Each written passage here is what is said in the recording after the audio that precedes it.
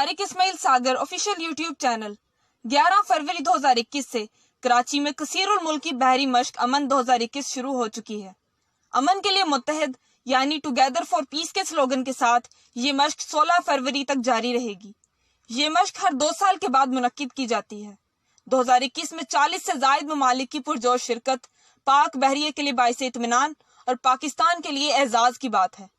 یہ مشق 2007 میں پہلی بار کی گئی تھی۔ اس وقت یہ مشق 5 دن تک شمالی بحیرہ عرب میں جاری رہی تھی۔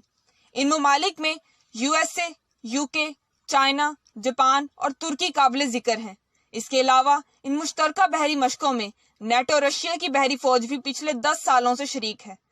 پاکستان اس قابل ہے کہ وہ 45 ممالک کی جنگی مشقوں کی میزبانی کر سکے، جبکہ 7 ممالک پاکستان کی اس کاوش کو سراہتے ہوئے پاک بحریے کی سالانہ بحری جنگی مشقوں میں حصہ لینے کے بھی خواہاں ہیں۔ اس مشق کا مقصد سمندری سیکیورٹی کو بہتر بنانا اور دیگر ممالک کی افواج کے درمیان باہمی تعاون کو فروغ دینا ہے۔ بحیرہ عرب میں بڑھتے سمندری جرائم اور سیکیورٹی رسک اس حد تک بڑھ گئے ہیں کہ کوئی بھی ملک ان سے اکیلا نہیں لڑ سکتا۔ عالمی دہشت گرد اور سمگلر پوری دنیا میں جرائم کو فروغ دینے کے لیے عموماً سمندری راستہ ہی اختیار کرتے ہیں، جس میں عام طور پر منشیات، اسلحہ اور انسانی سمگلنگ شامل ہے۔ لہٰذا عالمی بحری افواج کے مابین تعاون وقت کی ایک اہم ضرورت ہے۔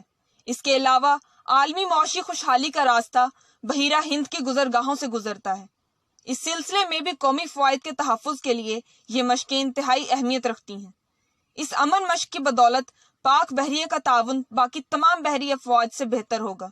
ان بحری مشترکہ مشقوں میں کامیاب rescue operations, aggressive and dominating approach, باہمی تعلقات کی حکمت عملی، سمندری دہشت گردی اور بحری قزاقوں کے خلاف مؤثر حکمت عملی، سمندری سزائیں، counter terrorism techniques, international maritime conferences, special operations forces activities, developing and practicing techniques, response techniques اور اس کے علاوہ سمندر کی سطح پر رہتے ہوئے تکنیکی مہارت کی مشقیں شامل ہیں۔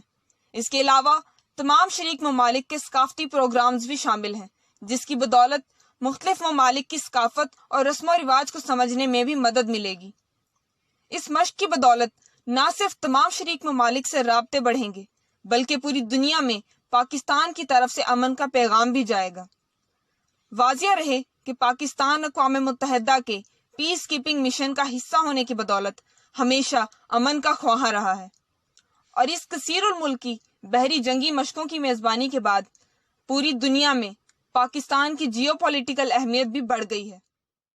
وما علینا الا البلاغ المبین۔ ناظرین کرام، درخواست ہے قرآن اور نماز کو ترجمے کے ساتھ جانیے، ہمارے چینل کو سبسکرائب کریں، لائک دیں اور سچ کے سفر میں ہمارا ساتھ دیں۔ آپ کا شکریہ۔